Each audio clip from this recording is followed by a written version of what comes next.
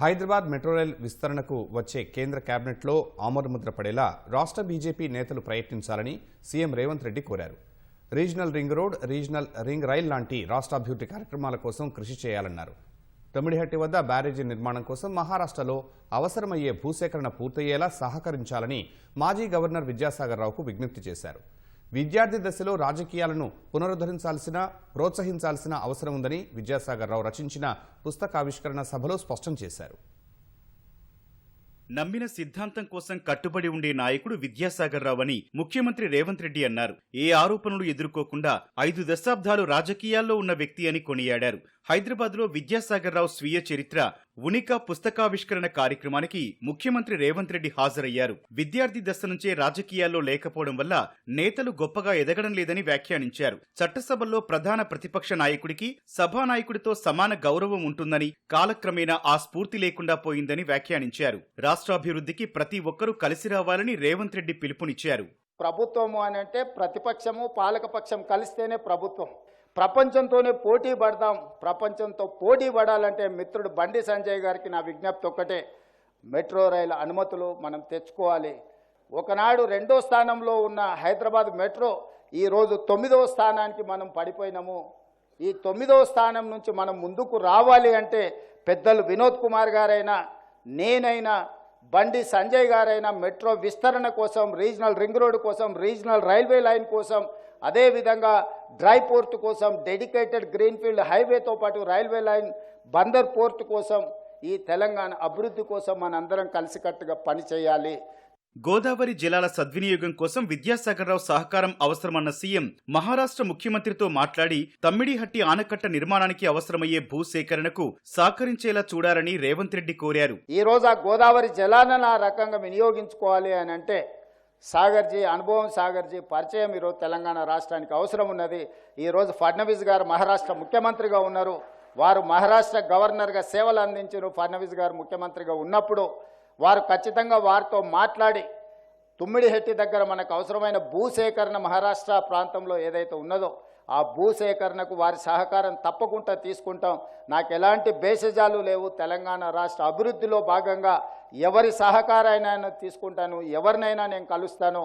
ఎన్నికలు వచ్చినప్పుడే నా పరంగా రాజకీయాలు, ఎన్నికల తర్వాత తెలంగాణ రాష్ట్ర అభివృద్ధి లక్ష్యంగా అందులో అనుభవం కలిగిన సాగర్జీ లాంటి వాళ్ళ అనుభవాన్ని మనం తీసుకుంటే ఈ తెలంగాణ రాష్ట్రానికి ఎంతో మేలు జరుగుతుంది.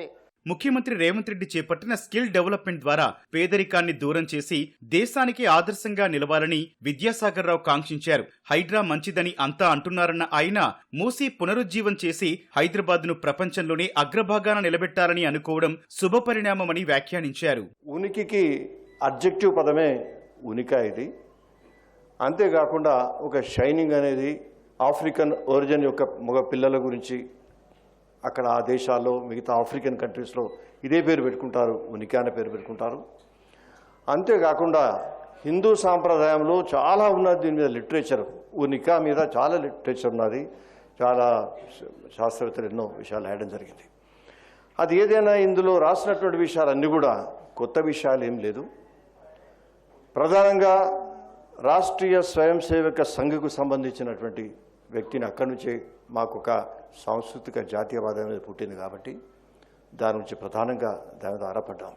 ప్రత్యేక రాష్ట్ర బిల్లు సమయంలో తెర వెనుక కీలక పాత్ర పోషించిన వారిలో విద్యాసాగర్ రావు ఒకరని మంత్రులు శ్రీధర్ బాబు, పొన్నం ప్రభాకర్, బీఆర్ఎస్ నేత వినోద్ కుమార్ గుర్తు చేసుకున్నారు. మారుతోన్న రాజకీయ పరిణామాల్లో వ్యక్తిగతంగా కాకుండా సిద్ధాంతపరంగా ముందుకు వెళ్లాల్సిన అవసరం ఉందని శ్రీధర్ బాబు అన్నారు. బీజేపీలో తెలంగాణ వాదం నినాదాన్ని ఎత్తుకున్న వ్యక్తి విద్యాసాగర్ రావు అన్న కేంద్ర మంత్రి బండి సంజయ్ తెలంగాణ విమోచన దినోత్సవం అంటేనే ఆయన గుర్తుకొస్తారని వ్యాఖ్యానించారు. భారతీయ జనతా పార్టీలో ఈ తెలంగాణ నినాదాన్ని, ఈ తెలంగాణ వాదాన్ని తీసుకోవడానికి గొప్ప వ్యక్తి విద్యాసాగర్ గారు. ఈరోజు 17th సెప్టెంబర్ తెలంగాణ రాష్ట్రానికి స్వాతంత్రం వచ్చిందంటే 1948 17th సెప్టెంబర్ అని చెప్పి ఈరోజు చెప్పుకుంటున్నామంటే నిజంగా తెలంగాణ విమోచన దినోత్సవం అంటేనే విద్యాసాగర్ గుర్తొస్తారు.